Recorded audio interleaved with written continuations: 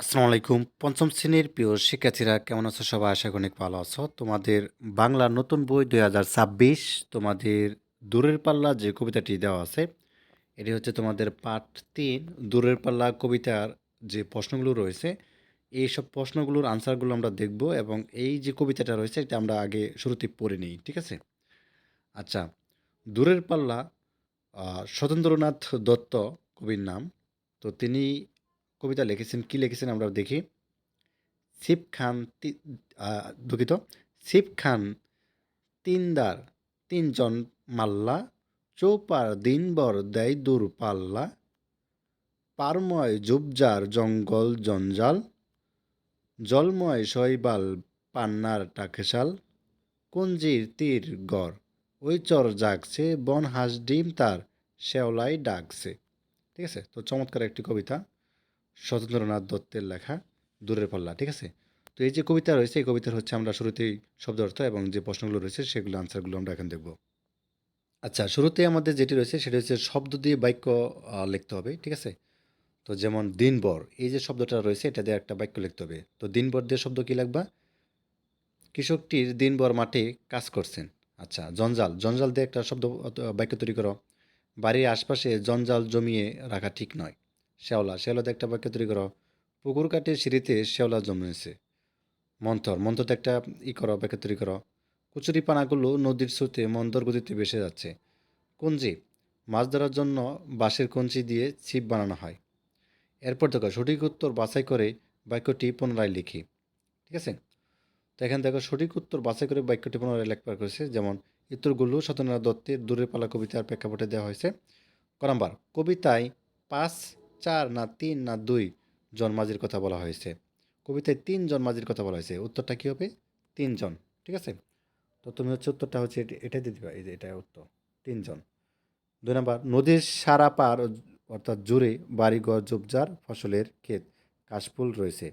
এটা হচ্ছে নদীর সারা পার জুড়ে ঝোপঝাড় রয়েছে, নদীর ঝোপঝাড় হবে যেটা, ঝোপঝাড় রয়েছে, তাই না?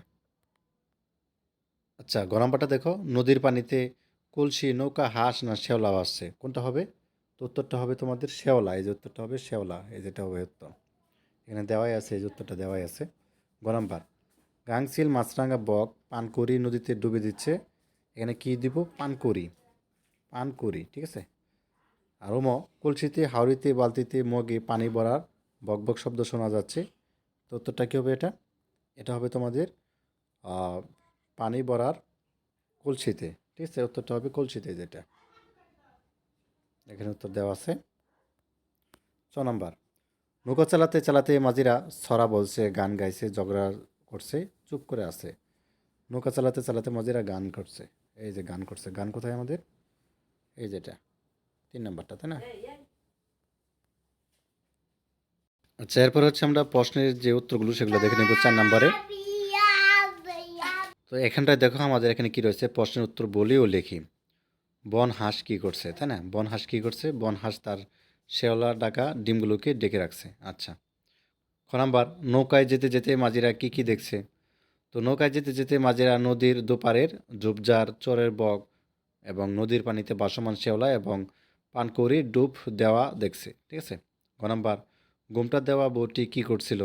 ঘোমটা দেওয়া বউটি নদীর ঘাটে কলসি ডুবিয়ে পানি ভরছিল। গ, অর্থাৎ শৈবালকে কেন টাকশাল বলা হয়েছে? তো টাকশাল যেমন মুদ্রা বা পয়সা তৈরি হয় তেমনি পুকুর বা নদীর জলে শৈবাল বা শেওলা গুলো গোল গোল পয়সার মতো ছড়িয়ে থাকে বলে কবি একে শৈবালের টাকশাল বলেছেন। নাম্বারটা দেখো, কবিতাটি পড়তে ভালো লাগে কেন? তো সত্যেন্দ্রনাথ দত্তের দূরের পালা কবিতাটি একটি চমৎকার ছন্দময় কবিতা। এর তাল, শব্দের ঝংকার এবং গ্রাম বাংলার নদীর তীরের সুন্দর দৃশ্যগুলো মনের ভিতর এক ধরনের ছবি তৈরি করে, তাই এটি পড়তে খুব ভালো লাগে। আচ্ছা, এরপর দেখো ৫ নং আমাদের যেটি করতে বলা হয়েছে, যুক্তবর্ণ খুঁজি শব্দ বানাই। তো এখানে যুক্তবর্ণ খুঁজি, পাঠ থেকে যুক্তবর্ণ আছে এমন শব্দ বাছাই করে তা ভেঙে নতুন শব্দ তৈরি করি। তো আমাদের পাঠ থেকে কি আসাল? পাল্লা শব্দটা আসাল, এখানে যুক্তবর্ণ আছে লয় ল, এই যে লয় ল আছে। ঠিক আছে, তো লয় ল আমরা আলাদা করি প্রথমে, ল যোগ ল। ঠিক আছে, আর নতুন শব্দ তৈরি করা উল্লাস, পাল্লার বদলি আমরা কি লিখলাম? উল্লাস লিখলাম। আচ্ছা, জঞ্জাল, ঠিক আছে, এই যে জঞ্জাল, এন জ, ইয় যোগ বর্গীয় জ। ঠিক আছে, তো নতুন শব্দ তৈরি করো, গঞ্জ। মন্থর, এখানে দুটা নয় থ আছে, ঠিক আছে? এবং নতুন শব্দ হচ্ছে গ্রন্থ। কঞ্জি, তো এখানে কী হবো? ইয় যোগ চ, নতুন শব্দ কী হবো? পঞ্চম, ঠিক আছে? আচ্ছা, এরপর দেখো আমাদের কি বলছে, জোড়ায় বসে শব্দ তৈরি করে খেলা করি। এখানে ছকের নির্দেশ অনুযায়ী প্রতিটি শব্দের শেষে বর্ণ দিয়ে পরবর্তী শব্দ তৈরি করা হলো। এক নম্বরে কলা, ছকে দেওয়া আছে, তাই না? লতা, এটা দেওয়া আছে, এবং তালা, লাল, তালা, লালা, লবণ, নজর, রং, গণন, নরম, মই, ঠিক আছে? তো যা হোক, এই ছিল তোমাদের হচ্ছে দূরের পাল্লার যে প্রশ্নগুলোর সমাধান, সেগুলো তোমাদেরকে দেখিয়ে দিলাম। তো ধন্যবাদ সবাইকে। আর ইতিমধ্যে তোমাদের ইংরেজি, ঠিক আছে, গণিত এবং বিজ্ঞান বা বাংলাদেশের বিশ্ব পরিচয় বিষয় সমাধান কিন্তু চ্যানেলে দেওয়া আছে, ওইগুলো দেখে নিবা। ধন্যবাদ সবাইকে।